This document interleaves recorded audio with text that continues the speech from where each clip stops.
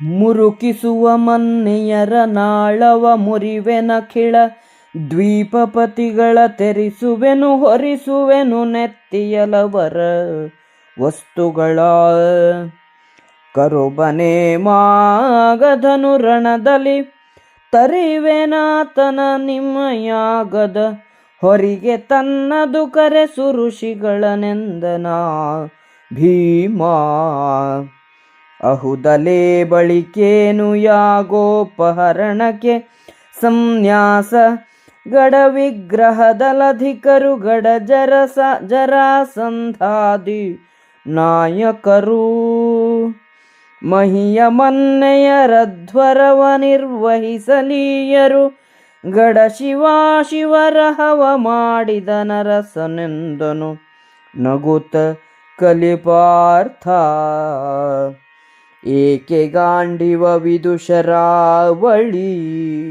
ಏಕೆ ಇಂದ್ರಾಗ್ನೇಯ ವಾರುಣ ಏಕೆ ರಥವಿದು ರಾಮ ಭೃತ್ಯಧ್ವಜ ವಿಳಾಸವಿದು ಲೋಕ ಶಿಕ್ಷಾ ರಕ್ಷೆಗಿಂತಿವು ಸಾಕು ಹುಲು ಮಂಡಲಿಕರವದಿರ ನೂಕಲರಿಯವೆ ಜೀಯ ಜಂಜಡವೇಕೆ ಬೆಸಸೆಂದ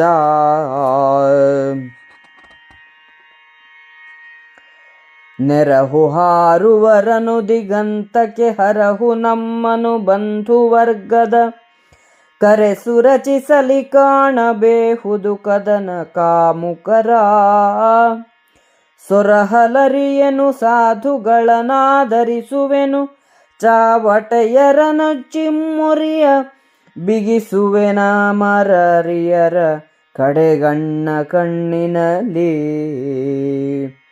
ಅಹುದು ಭೀಮಾರ್ಜುನರ ನುಡಿ ನಿರ್ವಹಿಸದೆ ಬಳಿಕೇನು ನಿಜ ಕುಲ ವಿಹಿತವಲ್ಲ ವಿನಯ ವಿಕ್ರಮ ವಿದ್ಯೆ ನೃಪನೀತಿ ಗಹನಮೇ ಗಂಡುಗರಿಗಿದಿರಾರಹಿತ ಬಲವಿನ್ನರಸ ಚಿಂತಾ ಮಹಿಳೆಗವಸರವಲ್ಲ ಮನ ಮಾಡೆಂದ ಅಸುರಾರಿ ಯಮಗೆ ಭೀಮಾರ್ಜುನರ ಕೊಡು ರಿಪುರಮಣಿಯರ ಸೀಮಂತ ಮಣಿಗಳ ನಿಮಿಷದಲ್ಲಿ ತರಿಸುವೆನು ಹರಿಸುವೆನ ಹಿತ ಭೂಮಿ ಪರ ಸಮರ ಜಯವಿನ್ನಾಯ್ತು ಯಜ್ಞೋದ್ಯಮಕ್ಕೆ ನಿಷ್ಪ್ರತ್ಯೂಹವಿನ್ನು ಭ್ರಮೆಯ ಮಾಡಿದರೆಂದು ನೃಪತಿಗೆ ನುಡಿದನ್ ಅಸುರಾರಿ. ಅಣ್ಣ, ತಲೆಬಾಗಿಸದೆ ಅಹಂಕರಿಸುವ ರಾಜರ ಗಂಟಲನಾಳವನ್ನು ಮುರಿಯುತ್ತೇನೆ. ಸಮಸ್ತ ದ್ವೀಪಪತಿಗಳಿಂದಲೂ ಕಪ್ಪವನ್ನು ಕೊಂಡು ಅವರ ನೆತ್ತಿಯ ಮೇಲೆ ಹೊರಿಸಿಕೊಂಡು ಬರುತ್ತೇನೆ.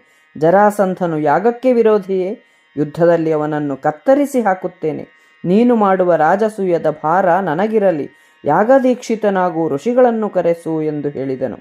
ಆಗ ಅರ್ಜುನನು, ಹೌದಲ್ಲವೇ, ಯಾಗ ಸಂಕಲ್ಪಕ್ಕೆ ಸನ್ಯಾಸವಲ್ಲವೇ?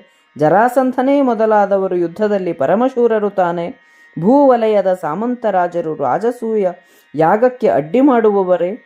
ರಾಜನಾದ ಯುಧಿಷ್ಠರನು ಸೋಜಿಗದ ನಿರ್ಧಾರ ಮಾಡಿದ್ದಾನೆ ಎಂದನು.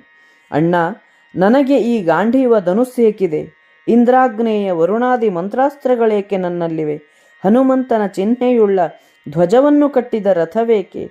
ಲೋಕವನ್ನು ರಕ್ಷಿಸಲು ದುಷ್ಟರನ್ನು ಶಿಕ್ಷಿಸಲೂ ಇವು ನನ್ನಲ್ಲಿವೆ. ಈ ಲೆಕ್ಕಕ್ಕೆ ಬಾರದ ಮಾಂಡಲಿಕರನ್ನು ಇವು ಗೆಲ್ಲಲಾರವೇ ಎಂದು ಅರ್ಜುನನು ಹೇಳಿದನು. ಬ್ರಾಹ್ಮಣರನ್ನು ಯಾಗ ಕಾರ್ಯಕ್ಕಾಗಿ ಸೇರಿಸು, ನಮ್ಮನ್ನು ದಿಕ್ಕುದಿಕ್ಕುಗಳಿಗೆ ಕಳಿಸು.